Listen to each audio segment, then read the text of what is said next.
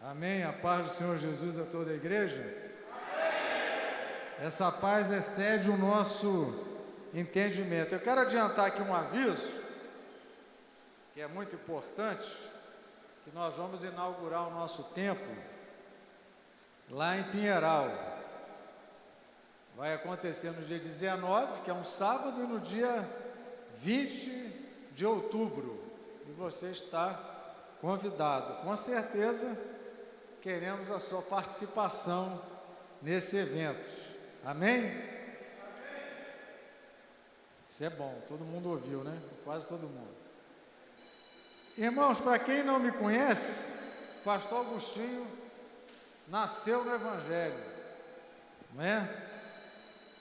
Nasci e fui criado no Evangelho. Aí a gente, por incrível que pareça, tem algumas dificuldades, né, que outros que não nasceram não têm. E eu sempre ouvia, desde muito pequenininho, né, sobre a lei e a graça. Aí pastores, professores de escola dominical, pregadores, não, rapaz, na lei o negócio era violento. Agora nós estamos na graça, não é? Então a gente fazia uma distinção entre esta lei, que na nossa visão humana era muito pesada, e na graça, que é tudo mais light, né? A graça é a graça, né? Tudo de graça. Só que quando percebemos hoje essa modernidade, não só tecnológica, mas talvez, eu diria, uma modernidade de pensamento, que talvez não é tão novo, mas talvez, eu creio que tem mais divulgação e tem atingido, né, todas as classes sociais, porque a informação está na palma da mão, não é verdade? Mas agora, com esse advento aí não mais do celular, mas do smartphone, você tem acesso a muita informação. Nós estamos, eu creio que, na era da informação e da desinformação dos conceitos e dos princípios bíblicos, né? Porque tudo conspira contra Deus e contra a palavra de Deus. Sempre foi assim, só que hoje tem um volume maior relacionado à informação, ao que você tem, né? E nós, como cristãos, eu fiquei até assustado aquela vez. Tá gravando, mas fazer o quê, né? A respeito da Anitta. A Anitta perdeu 300.000 seguidores. E eu pensei no meu coração, talvez até levianamente, mas pensei, gente, será que tinha um monte de seguidor que era crente? Né? Nós seguimos quem talvez não deveríamos seguir. Nós pensamos baseado em artistas, em pessoas famosas, que para nós são referências, né? Para mim não, eu nem quero ter essas referências, mas são referências que influenciam o nosso pensamento, a nossa maneira de pensar, a nossa maneira de agir. Porque, se você não leu, o mundo jaz no maligno. Se você também não leu, não ameis o mundo, nem as coisas que no mundo há. O sistema mundial, ele é contra os princípios de Deus. Ele é contra o próprio Deus. É inimigo nosso. Só que nós nos afeiçoamos com muitos pensamentos, muitos artistas, e nós estamos seguindo muita gente e estamos esquecendo de seguir a Jesus. Aí, pensando nesse mundo moderno de pensamentos, depois dá uma virada esse daí não está querendo me ajudar aqui não, vai voar minha Bíblia, vai voar a pregação, vai ficar difícil depois de eu continuar pregando. Mas, pensando nisso, e pensando na lei, na graça, nos livros da Antiga Aliança, aquilo que eu pensava é justamente o contrário. A lei é menor que a graça. O que se fazia na lei é uma escala menor. E a didática de Deus é tentando ensinar para nós coisas maiores através de coisas menores, para nós alcançarmos a dimensão do que Ele fez e do nosso compromisso com Ele, não é verdade? Um exemplo simples é o que Jesus fala, olha, na lei está dizendo, não adulterarás. Eu já citei isso algumas vezes aqui, esse texto. Eu, porém, vos digo, se alguém olhar com intenção impura para uma mulher, já adulterou. Eu falei, ih, rapaz. Então, ele já quebra um conceito de que a lei é mais pesada, né, do que a graça. Mas a lei, ela trabalha no lado de fora. A graça trabalha no lado de dentro, né? Só era considerado adultério se fosse pego em adultério. Por isso que Jesus, confrontando aqueles que levaram a mulher para perto dele, falou, nós pegamos ela em adultério, então ela merece, pela lei, cumprindo a lei, ser apedrejada. Jesus fala, bom, se nenhum de vocês tem pecado, senta-lhe a pedra, né? Mas jogaram fora porque a sua palavra de autoridade penetrou no mais profundo de suas almas e aquela verdade que saiu da boca de Jesus mexeu no coração deles e falou, rapaz, nós também não somos coisa boa não, né? Vamos largar essa pedra para lá e vamos meter o pé, porque esse quem falou conosco tem autoridade. Mas vamos no que interessa, né? Apenas uma pequena introdução. Abra sua Bíblia em Hebreus capítulo 12. Para nós entendermos isso, não vamos entrar numa questão muito polêmica, né? Ganha salvação, perde salvação, perdeu hoje, ganhou lá. Então, não vamos caminhar numa linha muito carismática ou muito tradicional, porque talvez não vamos ficar a noite inteira aqui, não vamos chegar a uma conclusão. Vamos deixar isso para Deus. Mas aqui diz o seguinte, em Hebreus capítulo 12, a partir do versículo 18, como eu não tenho relógio, alguém me ajuda aí. O meu não vai ficar direto aqui, mas eu vou ligando, né? Hebreus capítulo 12. A partir do versículo 18, nós vamos fazer uma análise, né? Vamos dar uma mergulhada nesse texto. Hebreus é interessante, que Hebreus traz do menor, podemos dizer assim, do menor valor para um valor muito mais excelente ou muito maior. Para começar o texto, né, ou para começar o livro, já começa assim, olha, Deus tem falado de muitas maneiras, de muitas formas, pelos profetas, né, os nossos pais, né, ouviram, mas hoje Ele fala pelo Filho. E esse Filho reside toda a plenitude da divindade. Foi um privilégio daquela época quem pudesse ouvir Jesus ministrando. Então ele já fala de uma maneira assim, olha, quem está falando agora não é um profeta, não é um líder de uma tribo, não é um rei, mas é o próprio Filho de Deus. É o próprio Deus encarnado. É o Verbo que se fez carne. Aí você já pergunta, rapaz, então a coisa saiu de um nível e foi para um outro nível. Então isso é muito importante a gente entender.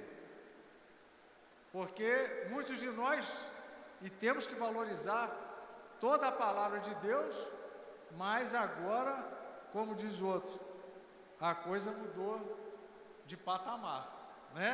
Até então, falou através dos profetas, e agora o próprio Filho fala. Então o texto já começa dessa maneira, o texto, né? Não vamos também questionar se foi Paulo, se foi Apolo, quem é que foi, que a turma está discutindo até hoje.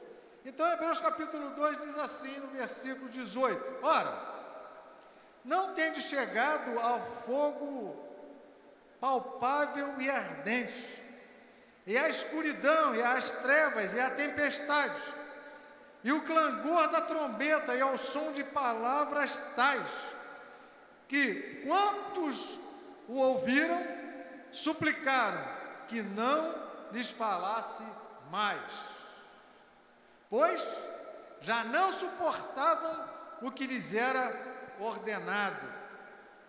Até um animal, se tocar o monte, será apedrejado.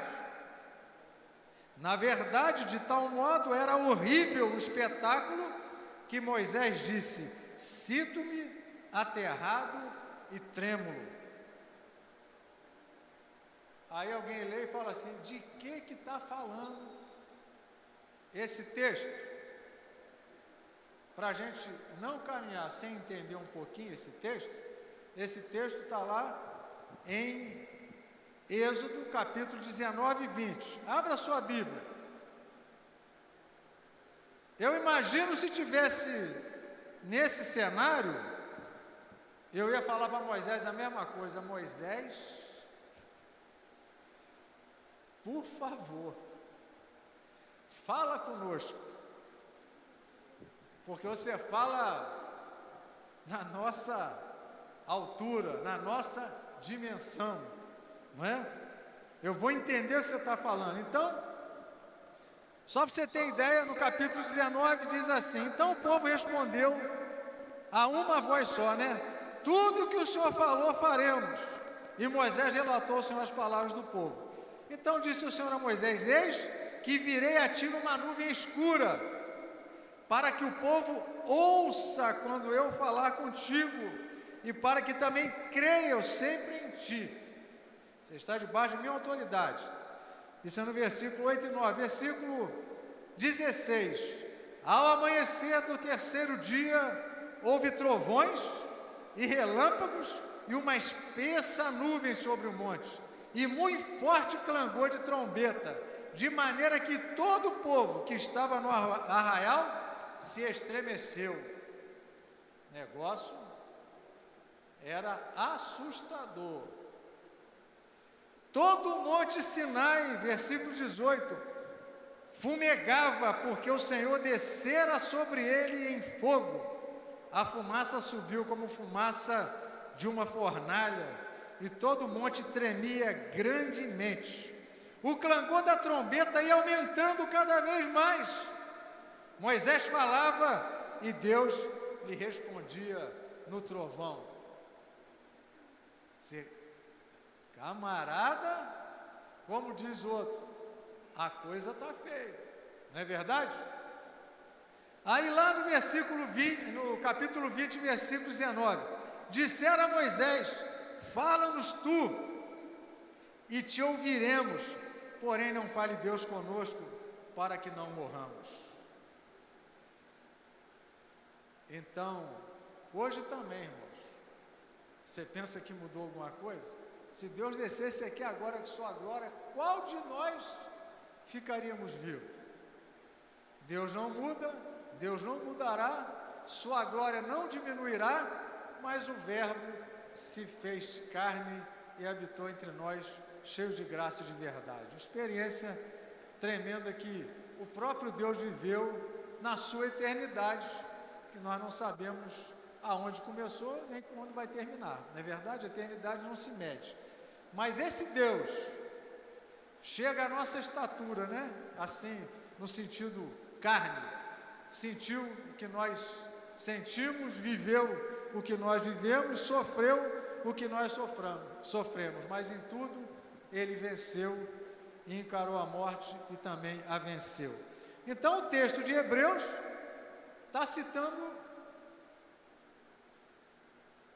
esse episódio diante do Sinai com o povo no qual Deus fez uma aliança. Certo? Vamos continuar. Aí você fala: rapaz, o negócio era feio mesmo. Bem que o senhor falou. Bem que eu falei não, né? Bem que você já ouviu muitas vezes. A lei é muito mais severa do que a graça. Mas o texto não nos relata isso não. Vamos caminhar mais um pouquinho. Versículo 22. Mas tendes chegado ao monte Sião, a cidade do Deus vivo, a Jerusalém celestial e a incontáveis hostes de anjos e a universal assembleia e igreja dos primogênitos arrolados nos céus. Quem são esses? são aqueles que creem que Jesus é o único Salvador e nos tornamos filhos de Deus, como está escrito lá em João, né? A todos aqueles que creem no seu nome, deu-lhes o poder de serem feitos filhos de Deus. A partir de então, temos acesso ao trono de Deus, pelo novo e vivo caminho. E a Jesus, o mediador da nova aliança, e ao sangue da aspersão que fala coisas superiores ao que fala o próprio Abel. Tende cuidado, não recuseis ao que fala, pois se não escaparam aqueles que recusaram ouvir quem divinamente os advertia sobre a terra, muito menos nós, os que nos desviamos daquele que dos céus nos adverte. Aquele cuja voz abalou então a terra, agora, porém, ele promete, dizendo: ainda uma vez por todas farei abalar não só a terra, mas também o céu. Ora, esta palavra, ainda uma vez por todas, significa a remoção dessas coisas abaladas, como tinham sido feitas, para que as coisas que não são abaladas permaneçam. Por isso, recebendo nós um reino inabalável, retenhamos a graça pela qual sirvamos a Deus de modo agradável, com reverência e santo temor, porque o nosso Deus é fogo consumidor. Bom, o texto está falando de algo mais excelente, algo mais valioso, e que não está no nível da terra, que pode acabar, porque a antiga aliança caducou. Não é verdade? Existe algum sacrifício de animal em Israel? Interessante, né?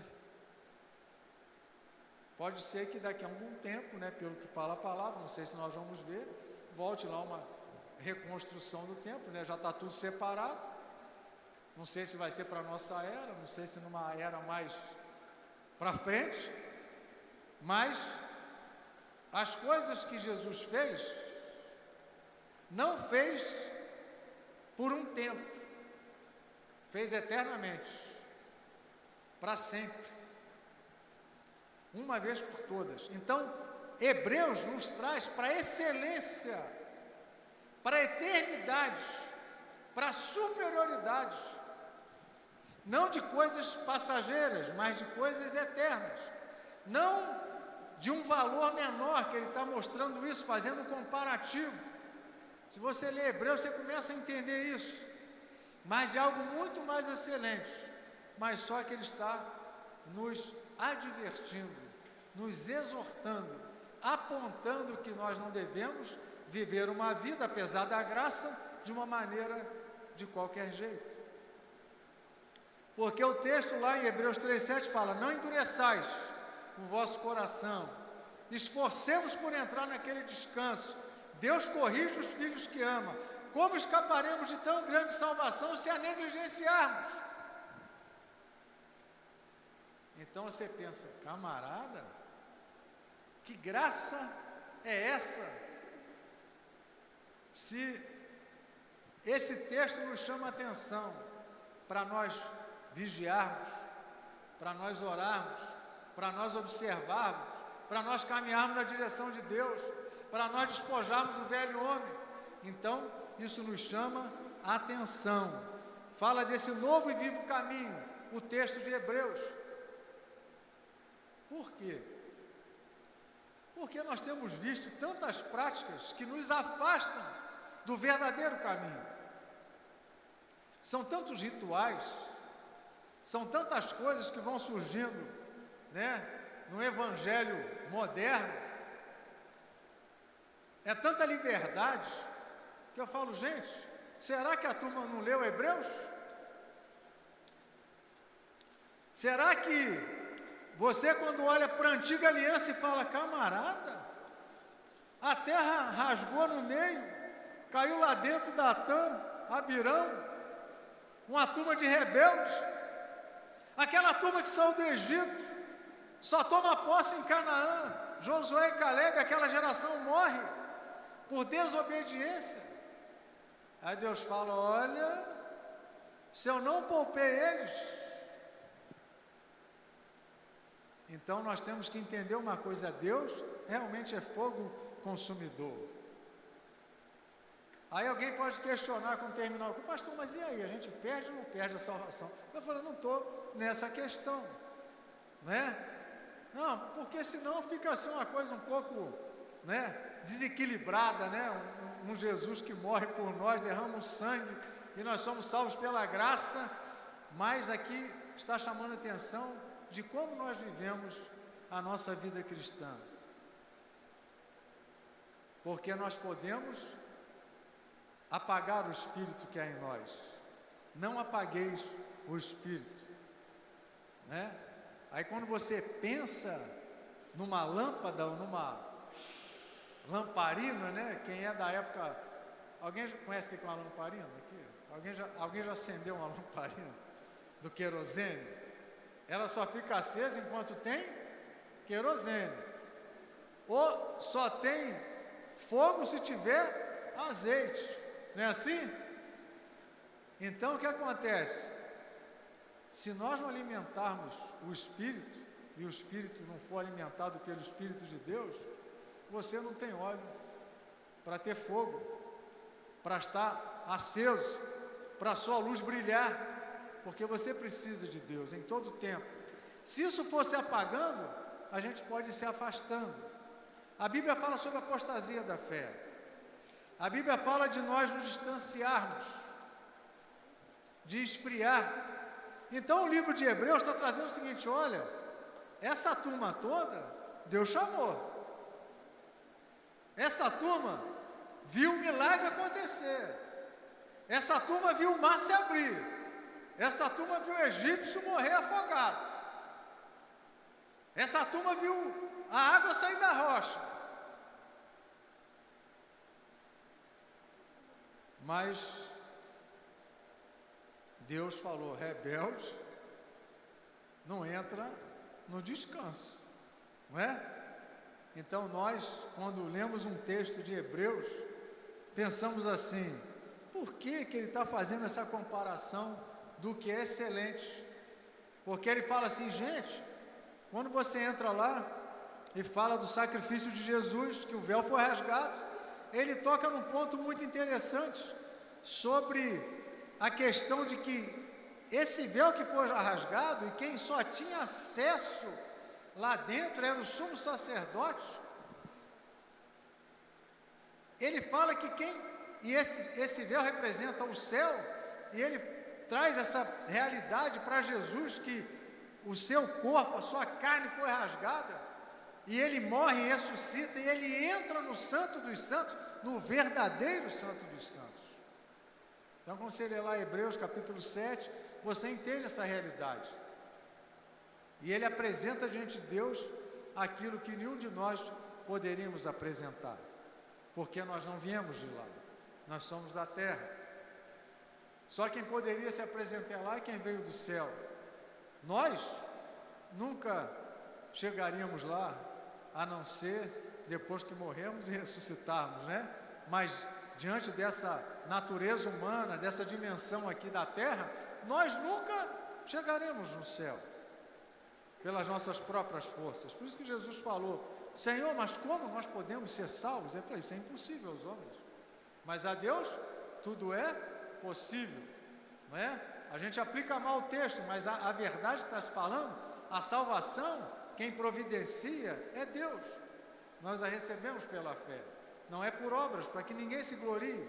Mas diante disso, ele nos alerta que nós temos que viver uma vida reta, santa, diante de Deus. É por isso que o texto de Hebreus o tempo todo, olha, Deus corrige você, porque Deus ama você. Quantos de nós às vezes não percebemos as correções de Deus? Não percebemos quando Deus chama a nossa atenção. Não percebemos quando nós estamos vivendo e se afastando de Deus. Porque nós precisamos o quê? Aqui na terra, se alimentar. Aí você aprende lá no deserto. Todo dia tinha um maná. Não se guardava maná para o dia seguinte. Por quê? Cheirava mal, estragava, apodrecia muito rápido. Até porque no deserto de dia é quente, à noite é fria, não tem lugar para reter calor. Então esfria muito, esquenta muito, mas não era só por isso. Basta cada dia o seu mal. A cada dia nós temos que se alimentar do pão da vida. Jesus fala: eu sou o pão da vida. Se alimente de mim. Ele é o cordeiro assado. Antes de ir para o deserto, eles se alimentavam do cordeiro. E hoje você tem acesso a esse cordeiro, para nós nos alimentarmos dele. Nós estamos nos alimentando de tantas coisas, e muitas vezes não são coisas que nutrem a nossa alma. E nós vamos ficando fracos na caminhada pelo deserto. E é interessante você pensar assim: gente, como é que pode aquele povo viver no deserto e só comer? Para a gente entender, né? O maná não é um pão que a gente visualiza o nosso pão, não é pão francês caindo do céu, né? Eram flocos, né, e tal, a turma reunia lá, era mais ou menos assim. Mas, cara, como é que pode aquela turma andar no deserto e comer só pão? E era para comer pão até chegar em Canaã. Tudo bem que pela desobediência levou mais 38 anos, mas rodaram 40 no deserto, né? Deram volta. Mas aquele pão supria todas as suas necessidades. Nós temos o pão da vida, mas nós gostamos de nos alimentar de outras coisas que não nutrem a nossa alma, para nós permanecermos vivos aqui na terra. Então Hebreus o tempo todo vai fazendo essa comparação com as coisas passadas, que passaram realmente, e com o presente e o futuro. De quê? Que a nossa vida, ela hoje depende de Deus. Que nós precisamos nos santificar. O que significa isso? Se separar. Porque tem gente que pensa o seguinte: poxa, santificação, eu vou ficar melhor que aquele irmão, que eu sou mais santo que ele, não é? Nenhum de nós tem a mesma idade espiritual. Por isso que o texto fala: a fé que tem, tenha para ti. E aquilo que você recebeu, ande naquilo que você recebeu. Depois você recebe mais, você anda mais um pouquinho. A gente tem que perder a mania de que o outro ande do jeito que a gente anda, né? Nós não estamos aqui para fazer ninguém andar aquilo que nós andamos, né? Isso não existe. Eu brinco que as Olimpíadas às vezes é um negócio meio injusto, né? Aí você vê o Michael Phelps. Quem é que ganharia daquele cara naquela época? Ninguém. Toda a genética dele, a biomecânica dele, era perfeita para o nado. Oh, mas ninguém vai ganhar esse cara. Eu falei: camarada, o cara é igual um peixe, não é verdade? Então, ele só tinha um jeito: ter 4 Michael Phelps do mesmo biotipo, com a mesma biomecânica dele, com o mesmo corpo. Não sei se eu estou falando certo. Falei: agora vocês vão competir. É igual Fórmula 1, né? Eu lembro da Williams. Rapaz, suspensão dinâmica, tá lembrado, Everton? Aqueles caras dirigiam. Falei: irmão, você quer o quê? O Alan Prost está com a Williams, né? Aí a Ayrton Senna às vezes conseguia fazer o carro, quebrava o carro, eu vou até o limite, não conseguia ganhar. Na vida cristã a gente é assim: você está de Williams ou está de Fusca, ajuda ele a andar de Fusca, até ele poder aprender a dirigir uma Williams, né? Uma Ferrari, porque a nossa vida espiritual, cada um tem que crescer na sua dimensão, mas todos nós temos que um ajudar o outro. Por isso que é melhor ser 2 do que 1. Quem está mais na frente tenta trazer o outro chegar junto, mas querer caminhar na mesma velocidade, aí não dá. Aí nós entramos num legalismo meio que assassino, né? A gente quer matar o irmão, trazendo, não estou entendendo, irmão, não estou entendendo. Calma, calma. Cada um de nós tem um nível de crescimento. O que não podemos é deixar de comer pão, é deixar de se alimentar de Cristo, é deixar de caminhar com Ele, é deixar de ouvi-lo. O alerta de Hebreus, né? Ele fala assim, gente, olha, o nosso Deus é fogo consumidor. É por isso que o cordeiro foi assado no fogo, né? O cordeiro não podia ser cozido, não podia ser nada, tinha que ter tudo no fogo, porque exatamente o nosso Deus é um justo juiz. O fogo representa a justiça de Deus. Jesus foi até a cruz, consumido por nós, porque quem tinha que estar lá era eu e você, não é verdade? Mas a hora que acontece isso, em que nós passamos a ser filhos de Deus, Deus quer que andemos como filhos de Deus nessa terra. Amém? Eu não quero delongar, mas quero dizer o seguinte, como você tem andado, não é? Eu botei até assim, aonde queremos chegar? Né? A gente muitas vezes tem a nossa vida cristã reduzida na comunhão do templo. Nós temos a nossa vida cristã, talvez agora reduzida no smartphone, né? No conforto da nossa residência. A nossa vida cristã se resume num canal de, não sei mais, de televisão, o youtuber, né? Agora tem os youtubers da vida, num blogueiro cristão, né? Está desse jeito. Mas nós temos que nos alimentar de Cristo. Nós temos que nos alimentar para fortalecer a nossa alma e a nossa vida cristã. Sabe por quê? Porque o mundo jaz no maligno. E o que Satanás mais quer é entrar na igreja, entrar na comunhão, entrar na família cristã, entrar no corpo para o quê? Para nos tirar o foco daquilo que é importante para aquilo que é secundário. Então, Hebreus traz isso, né? Muitas vezes lá, quando você lê o livro de Gálatas, rapaz, a turma quer, não, tem que circuncidar, não, rapaz, vocês têm que voltar para a lei, não, se não tiver a lei, não, está errado. Aí falou, calma, gente, vocês estão querendo trazer coisas que já passaram, não é verdade? Coisas que já passaram, só que apesar da excelência da graça, da salvação em Cristo Jesus, nós temos que viver uma vida reta diante de Deus. Eu fico pensando, quando aceitamos Jesus, aí pensamos que nós viemos para um resort religioso. Poxa, tem um piscinão maneiro nesse resort, água gostosa, quentinha. Tem mais, tem uma praça de alimentação maravilhosa. Olha, tem palavra que é show você chegar com esse pensamento, né? Poxa, eu estou num resort religioso, num resort de paz. Lá é maior maneiro, cara, muito legal. Pô, todo mundo se ama, se abraça, tem uma palavra, tem um louvor. Mas o Evangelho, quando a gente encara ele numa dimensão espiritual, de que nós fomos chamados para ganhar outros, para ir atrás daquele que está perdido, você fala, rapaz, que resort é esse? A briga com o meu, né?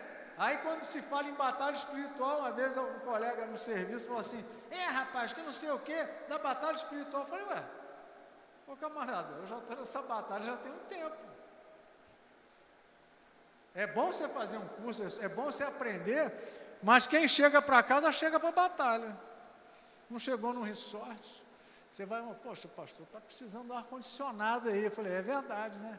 Dava um conforto melhor, até para o pregador.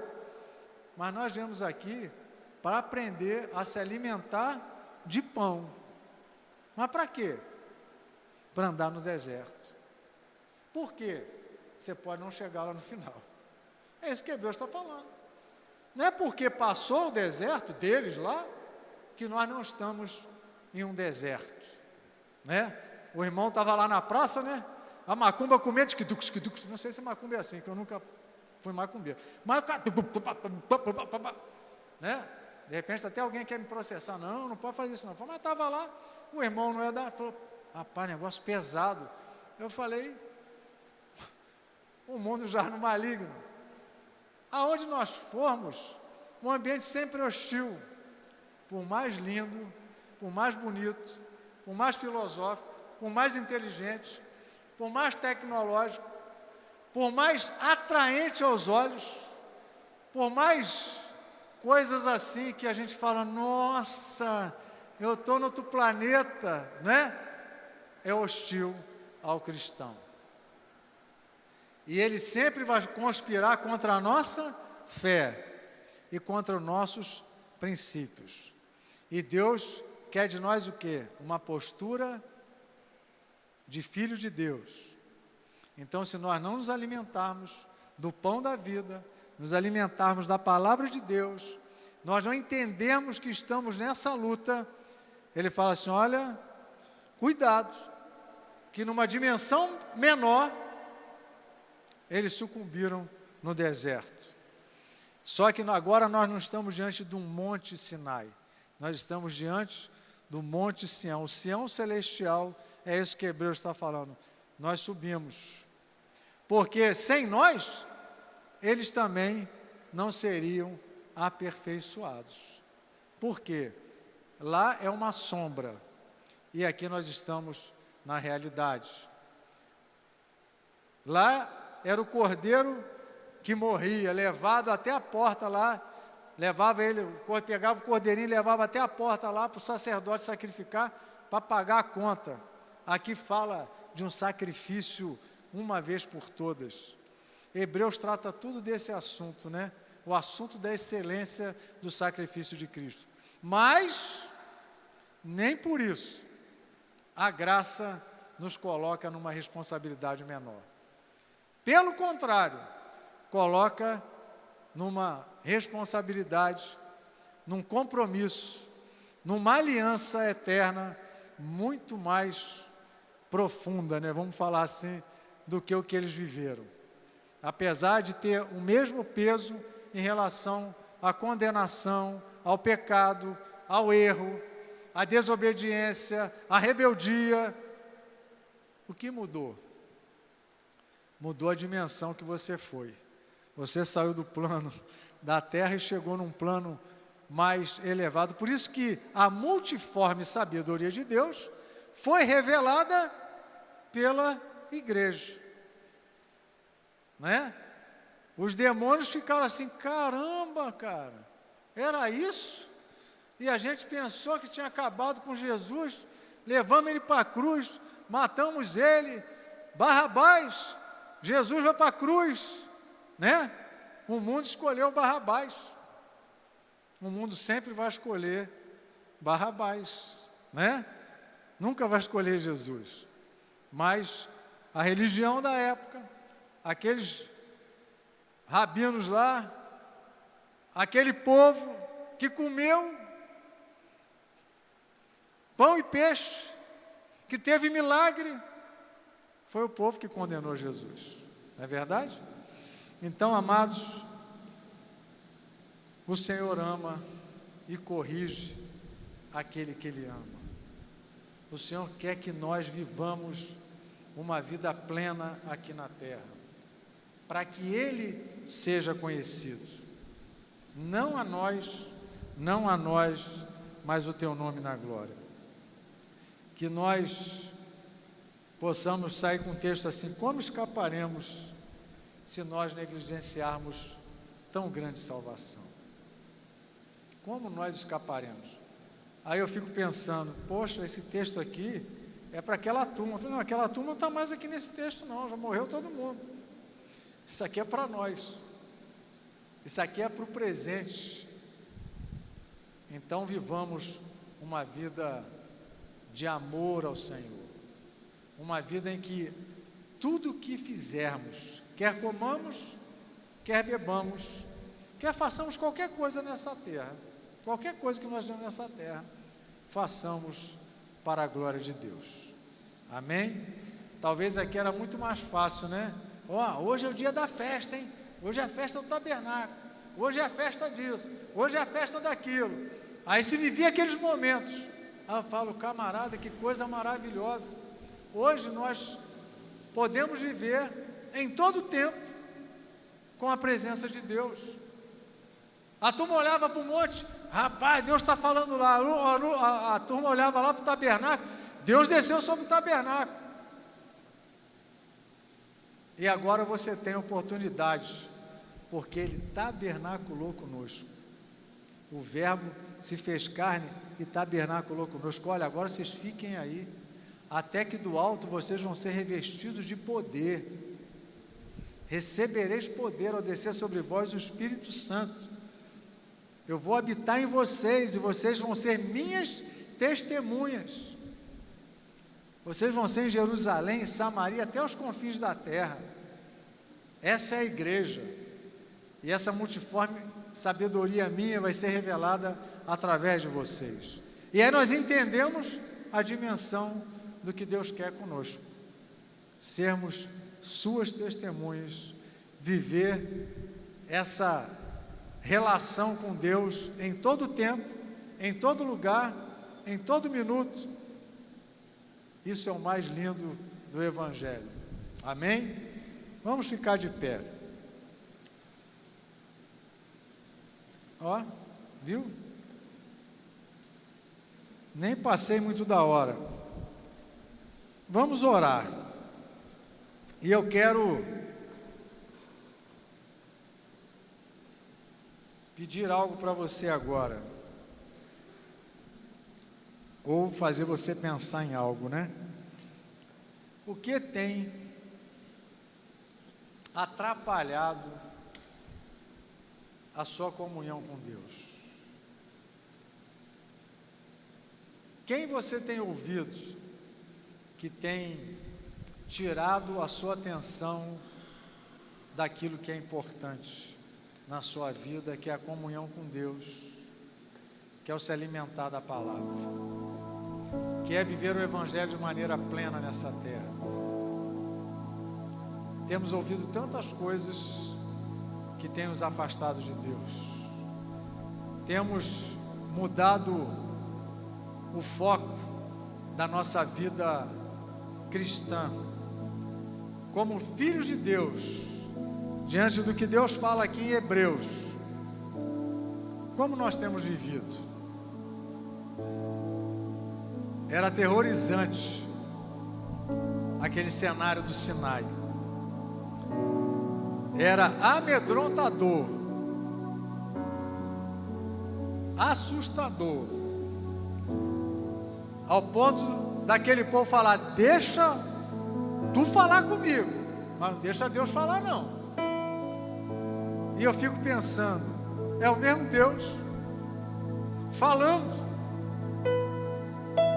e muitas vezes esse falar não traz um constrangimento na nossa alma, não traz um temor. E a Bíblia fala para nós temermos e tremermos diante de Deus. Nós pensamos num Deus muito maneiro, muito legal, muito bacana, muito gente boa, mas o que Hebreus está trazendo é que é o mesmo Deus, um Deus que faz um monte fumegar, um Deus que fala: bota uma corda e se qualquer animal passar daí, vai morrer, apedreja ele, mete flechada nele. Moisés, sobe só tu. É o mesmo Deus, não mudou nada. Mas nós tivemos o privilégio de entrar na presença dele pelo novo e vivo caminho que é Cristo Jesus, pelo sangue que foi derramado na cruz. Mas ele continua exigindo de nós: sede santo, que eu sou santo. Amém? Então, se você pensou naquilo que tem te atrapalhado, se você pensou naquele que você tem ouvido e tem distanciado você da comunhão de Deus, Se você não tem percebido que esse Deus é santo e exige de nós santidade, que a gente largue coisas que no mundo atrapalham a nossa comunhão com Ele e a comunhão com a igreja. Muitos de nós temos ouvido por aí, né? Não precisa da comunhão, não precisa da igreja, não precisa do relacionamento, não precisa da família, não precisa do corpo. Isso é mentira. Tem afastado inúmeros cristãos pelo mundo, pelo Brasil, porque isso é uma estratégia satânica. Precisamos de família, precisamos da comunhão, precisamos do relacionamento, precisamos da confissão de pecados, para que Cristo cresça em nós. Então coloque diante de Deus isso que tem atrapalhado a sua vida de comunhão, de relacionamento. Coloque a mão no seu coração. Depois vamos entoar um cântico e eu quero orar agora por você. Pai Celestial, nós somos os teus filhos. Sabemos e percebemos o quanto o mundo e todo esse sistema satânico tenta roubar a nossa fé em Ti, tenta atrapalhar a nossa comunhão contigo e a comunhão com a igreja e com os irmãos, tenta enfraquecer o nosso relacionamento, tenta atrapalhar, interferir, trazer ruído na nossa comunicação. Tu és o Deus que nos ama. Inclina os ouvidos para ouvir o nosso clamor, as nossas petições, os nossos lamentos. Tu és o Deus que olha para nós e nos deixaste esse livro maravilhoso que é a Tua Palavra, para nos ensinar a caminhar nessa terra e não perder o foco, através dos Teus profetas, apontando a direção certa, para onde caminhar. E nós queremos, ó Deus, a cada dia, a cada manhã, quando a Tua misericórdia se renova, comer um maná, o pão vivo que desceu do céu, que alimenta a nossa alma, sacia a nossa fome, sacia a nossa sede, porque queremos, ó Deus, que de nós fluam rios de água viva. E nós queremos, ó Pai, aonde a planta do nosso pé pisar, que tenhamos como terra de propriedade Tua, que o Senhor nos dê por herança e vidas sejam salvas, resgatadas das garras do inferno e de Satanás.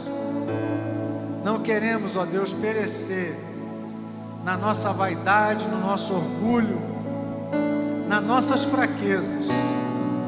Queremos nos alimentar para podermos trilhar essa jornada por um deserto que não tem nada a nosso favor, mas Tu és o Deus que derrama o maná do céu, o pão vivo que desceu do céu, a rocha que derrama água sobre nós, a rocha viva, a pedra angular de esquina que sustenta todo o edifício, e firmados sobre essas colunas que são as doutrinas dos Teus apóstolos, queremos continuar a caminhar nessa terra, fazendo a Tua vontade,